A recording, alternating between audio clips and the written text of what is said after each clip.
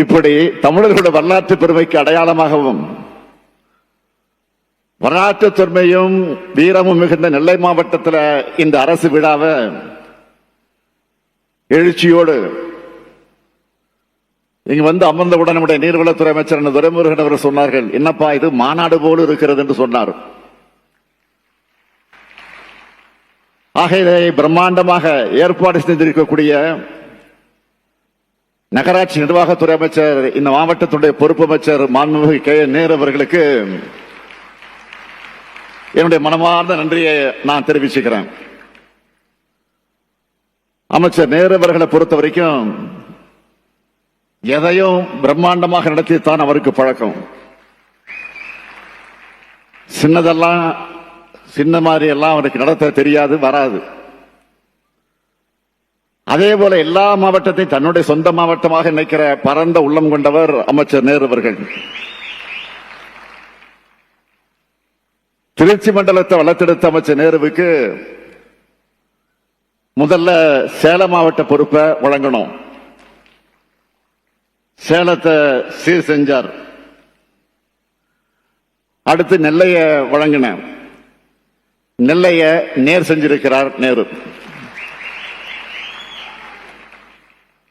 ஏராளமான திட்டங்களை உருவாக்கி அதுக்கான நிதிகளையும் பெற்று உரிய காலத்துக்கு முன்னதாக திட்டங்களை முடிச்சு காட்டி நெல்லை மாவட்டத்தை சீர்மிகு நெல்லையா மாத்திட்டு வர்ற அமைச்சர் நேரு அவர்களுக்கும் இந்த மாவட்டத்தினுடைய நிர்வாகத்துக்கும் என்னுடைய மனமார்ந்த பாராட்டுகளும் வாழ்த்துக்களும்.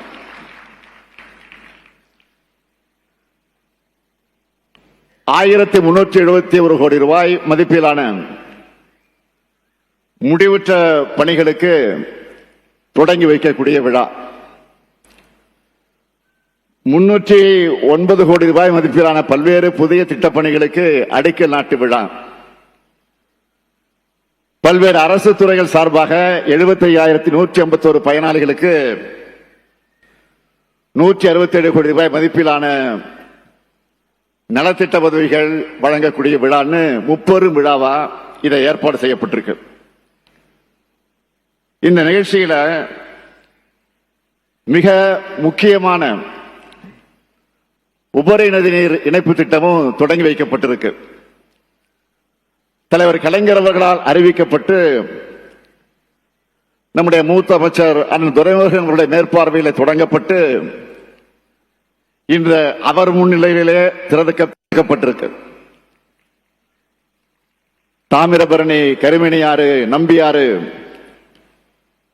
உபரி நதி நீர் இணைப்பு திட்டம் மிக மிக முக்கியமான திட்டம். இது மூலமா தாமிரபரணி ஆற்றின் வெள்ள நீரை 75 கிலோமீட்டர் நீளத்துக்கு கால்வாய் மூலம் வறட்சி பணிகளான திசையன் விலை மற்றும் சாத்தான்குளத்துக்கு கொண்டு செல்ல இருக்கிறோம். இது ஒரு முன்னோடியான நதிநீர் இணைப்பு திட்டம். இதோட திட்ட மதிப்பு 1060 கோடியே 76 லட்சம் ரூபாய். கடந்த 2 ஆண்டுகளா நடந்த சோதனை ஓட்டம் வெற்றி பெற்றதை தொடர்ந்து இன்னைக்கு இந்த திட்டம் தொடங்கி வைக்கப்பட்டிருக்கு. நம்ம திராவிட மாடல் ஆட்சி அமைஞ்ச பிறகு திருநெல்வேலி மாவட்டத்துக்கு ஏராளமான திட்டங்கள் நிறைவேற்றி தரப்பட்டிருக்கு. பொருணை அருங்காட்சியகத்தை பத்தி முதல்ல சொன்னேன். தாழையூத்து முதல் கொங்காந்தான் பாறை விளக்கு வர திருநெல்வேலி மாநகருக்கான மேற்கு புறவழிச்சாலை, அம்பாசமுத்திரம் புறவழிச்சாலை, தாமிரபரணி நதியை நீராதாரமாக கொண்டு 605 கோடியே 77 லட்சம் ரூபாய் மதிப்பீட்டில் கூட்டு குடிநீர் திட்டப்பணிகள், களக்காடு நகராட்சி மற்றும் 7 பேரூராட்சிகள் இருக்கக்கூடிய குடியிருப்புகளுக்கு 423 கோடியே 13 லட்சம் ரூபாய் மதிப்பீட்டில் கூட்டு குடிநீர் திட்டப்பணிகள் ஆகியவை நடந்து கொண்டிருக்கிறது. திருநெல்வேலி மாவட்டத்தில் 2021-22 முதல் டிசம்பர் 2024 வரை 5 கூட்டு குடிநீர் திட்டங்கள் 405 கோடி ரூபாய் 68 லட்சம் ரூபாய் மதிப்பீட்டில் நிறைவேற்றப்பட்டு 115 குடியிருப்பு பகுதிகள் பயன்பெறக்கூடிய வகையில் நிறைவேற்றப்பட்டிருக்கு. திருநெல்வேலி மாநகராட்சியில பாதாள சாக்கடை திட்டம், முரப்பநாடு கூட்டுக்குடிநீர் திட்டப்பணிகள் நடந்துட்டு வருது. மணிமுத்தாறு அணை பூங்கா பகுதியில் பல்லுயிர் பகுதியில் பல்லுயிர் பூங்கா மற்றும் சாகச சுற்றுலா பூங்கா அமைக்கும் பணிகள் பரிசீலனையில் இருக்கு. திருநெல்வேலி மாநகரம் பெருமாள்புரம் பகுதியில் புதிய ஐடி பூங்கா, வள்ளியூர்ல மாவட்ட தலைமை மருத்துவமனை, திருநெல்வேலி மருத்துவக் கல்லூரியில மருத்துவமனையில 50 படுக்கைகள் கொண்ட தீவிர சிகிச்சை பிரிவு மற்றும் ஆய்வகம், திருநெல்வேலி மருத்துவ கல்லூரியில இதயம், நரம்பு, சிறுநீரகம் மற்றும் கல்லீரல் நோய்களுக்கான உயர் சிறப்பு மருத்துவ பிரிவு, அம்பாசமுத்திரத்தில் அரசு மருத்துவமனையில கூடுதல் கட்டடம், மேலப்பாளையம் அரசு மருத்துவமனையில தாய் மற்றும் குழந்தை பராமரிப்பு பிரிவு, என்சிடி பிளாக் மற்றும் டயாலிசிஸ் பிரிவு, பாளையங்கோட்டை வட்டம் முத்தூர் கிராமத்தில் புதிய சிட்கோ தொழிற்பேட்டை,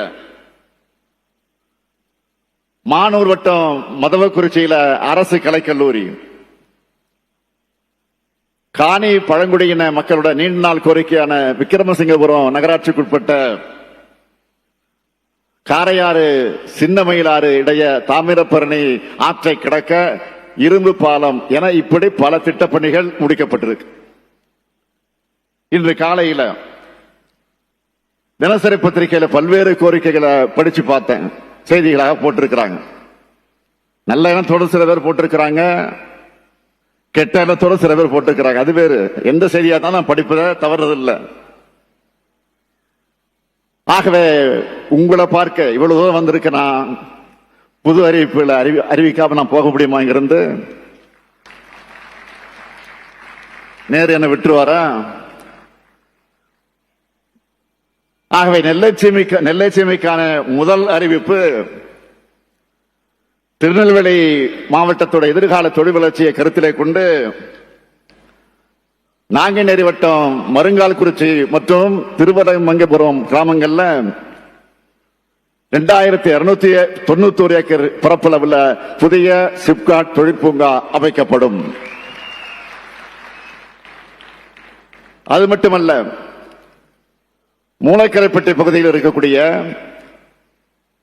1200 ஏக்கர் தரிசு நிலங்கள்ல மேலும் ஒரு புதிய சிப்காட் தொழிற்பூங்கா அமைக்கப்படும்.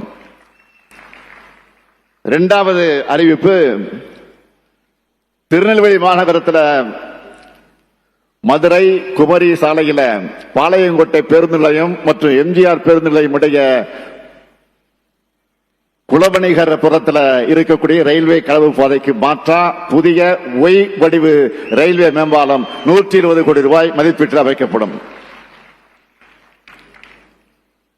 மூன்றாவது அறிவிப்பு, திருநெல்வேலி மாநகராட்சியில புதிய கழிவுநீர் சுத்திகரிப்பு நிலையம் அமைக்கப்பட்டு அதிலிருந்து சுத்திகரிக்கப்பட்ட நீரை சிப்காட் கங்கை கொண்டான் தொழிற்சாலைகளுக்கும் மற்ற தொழில் பூங்காக்களுக்கும் பயன்படுத்த திட்டம் செயல்படுத்தப்படும். இதன் மூலம் தாமிரபரணி ஆற்றில கழிவுநீர் கலக்கிறத முற்றிலுமாக தடுக்கவும் தொழிற்சாலை தேவைகளுக்கு சுத்திகரிக்கப்பட்ட நீரை பயன்படுத்தவும் வழிவகை ஏற்படும்.